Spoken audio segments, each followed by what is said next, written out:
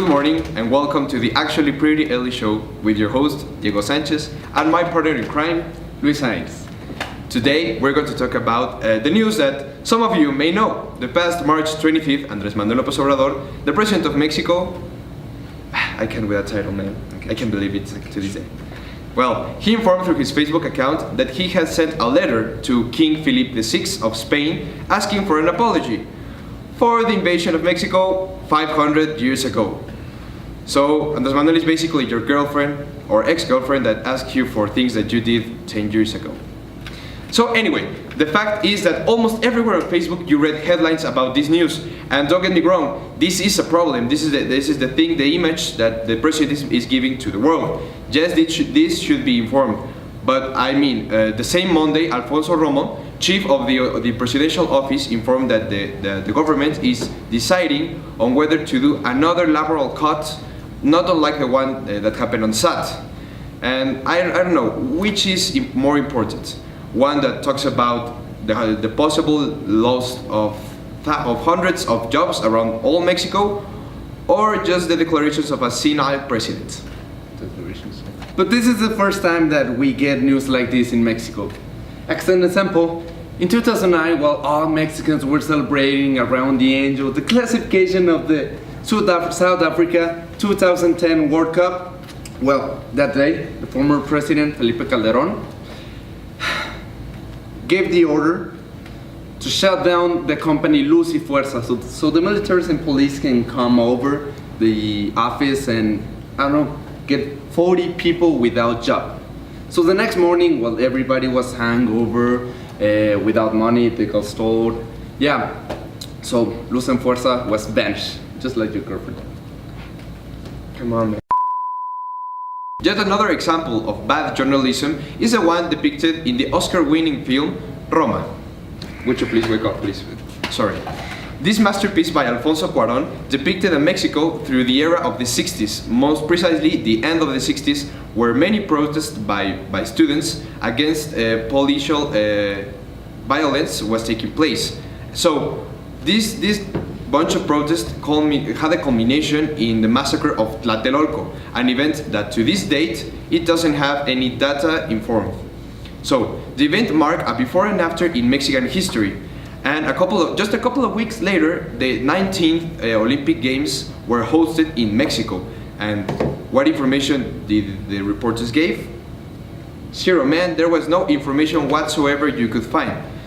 These data are highly praised and confidential, even more confidential than the percentage of Bacardi that Felipe Calderón uses in his Cuba. You're okay, man? Okay.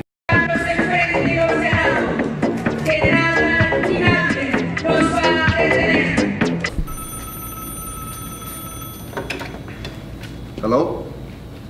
Yeah, it's for you. Yes, Felipe, yes, it's me. Yes, but I have a family, sir. Okay, don't worry. Say Margarita, I say hi. You can stop. Yes, we need to finish with these jokes.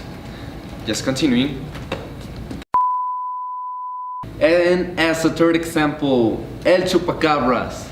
Yes, the story of a strange beast which no one had ever seen, and still was a big news in Mexico. There were a lot of reports and interviews about this amazing event. But yeah, this event was released just in the middle of a very well-known system of failure in 1988. Yeah, the elections. Yeah, the news couldn't stop about talking the surprising and this event that would definitely go to history in Mexico. No, the other news. Yeah. But these are not the recent news that media is showing us now these days. No, they're actually even worse. Let's take a look about honorable journalists. Some knew that. Well, let's take a look.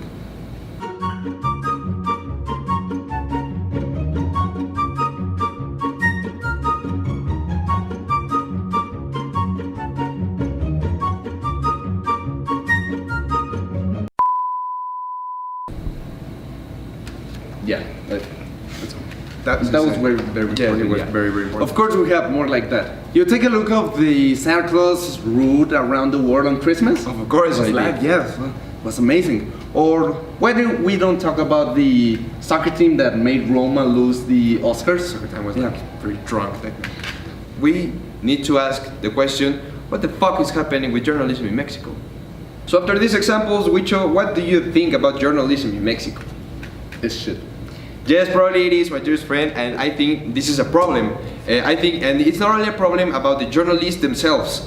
People need to be talking about important things. Yes, Facebook is for memes, Facebook is for enjoying things, but if your Facebook is going to be posting news about El Chupacabras, you should also know pretty well what your local deputy is doing at Congress.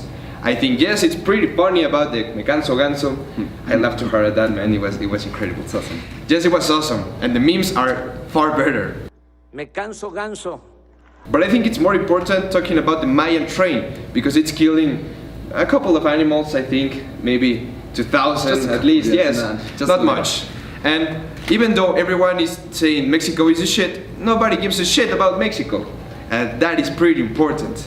So yes, it's a job of the journalist to inform and give the most important news on top. It's pretty important, but also we should give our critical thinking to the process. We should give of our parts because that is part of being Mexican, not just cheering for the soccer team at the World Cups. So although the people should develop some critical thinking, you should stop looking for memes on serious pages or the Reforma on Facebook, and the enterprises also should start prioritizing what news are they talking about, in which sections, and which ones are their hooks to the people, because it is important to keep a professional entity. Don't you think about it? Yes. So Excelsior, please give some relevant news. Please, Excelsior, do it for our people. So this was Diego. I'm Diego, I'm Luis Sainz. and this was the Actually Pretty Early Show.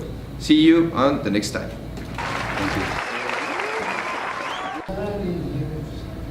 Does anybody knows where's Diego? What are you doing there? Come over, we need to film. I was bored, No, man. stop it, come over. Are you sure? Yes, completely sure. What are you doing, Diego? I was bored. Come on. Through his Facebook account that me olvidó. ¡Ah!